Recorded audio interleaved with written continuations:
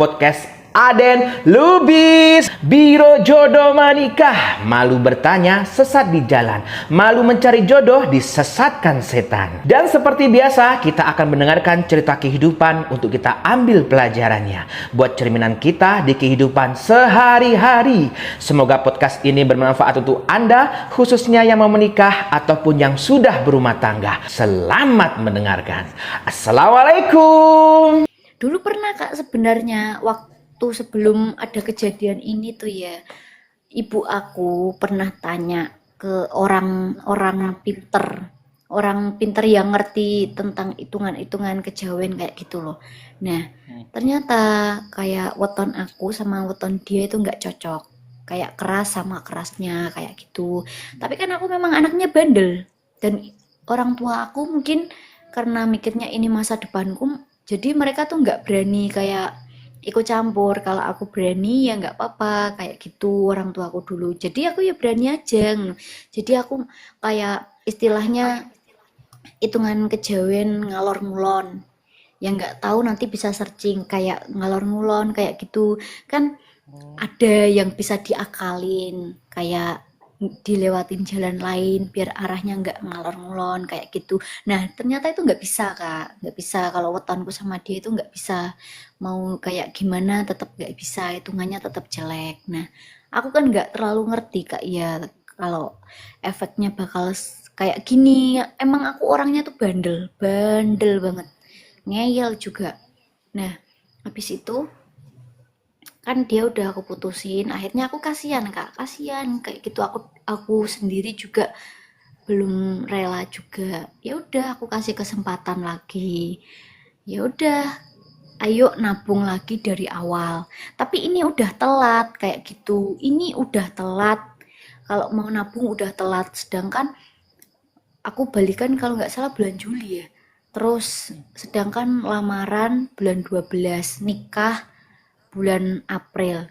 Coba waktunya tuh loh udah mepet banget Kak. Terus kalau nggak ada tabungan 0% nikah mau pakai uang apa kayak gitu. Dan ya kayak gitu lagi Kak, udah aku kasih kesempatan tetap nggak bisa nabung. Pernah Kak aku dikasih gajinya 3.900.000 kalau nggak salah, kepotong dia libur juga.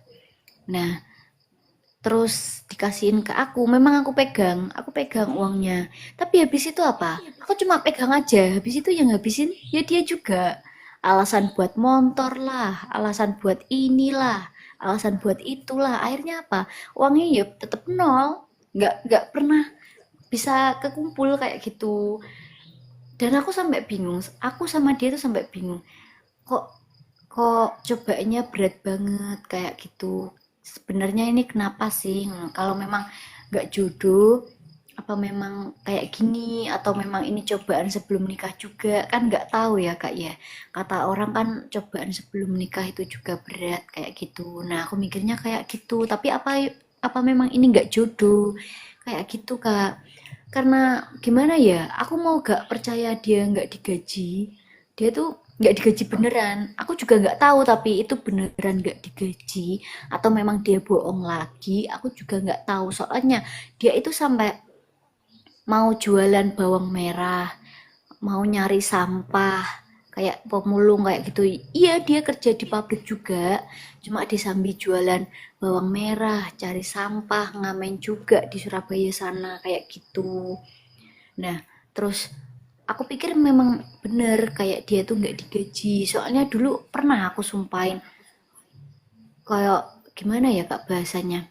Aku bingung nih nek pakai bahasa Indonesia. Pakai bahasa Jawa nggak apa kalau nggak bisa. Pokoknya pernah tak sumpahin gini. Tapi gimana aku lupa. Pokoknya intinya we ngapusi aku mergo gak dibayar, akhirnya saatnya kedaden gak dibayar tenan. Pokoknya eh, mamulo aja ngapusi wong wedok. Nah kayak gitu, firasatku lo kuat kayak gitu. Dia mau bohong kayak apa tapi aku selalu punya firasat kayak nggak bener gitu loh, nggak tahu itu firasatnya tentang apa, tapi kayak nggak enak aja. Dan ternyata apa ya, kejadian nggak dibayar beneran kan, kayak gitu. Makanya jangan bohong cewek kayak gitu. Aku sampai marah-marah kayak gitu loh kak. Nah terus aku percaya kan, soalnya sampai dia jualan bawang merah, cari sampah, sampai ngamen juga kayak gitu. Ya aku pikir itu memang cerita dia real, nyata, nggak bohong sama aku juga nggak tahu itu gimana ya, kayak dia bohong atau memang benar kayak gitu, aku juga nggak tahu.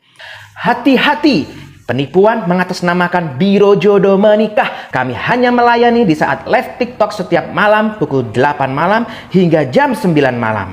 Dan bagikan ke teman-teman Anda, semoga Anda menjadi orang yang bermanfaat untuk orang lain dan menolong mereka.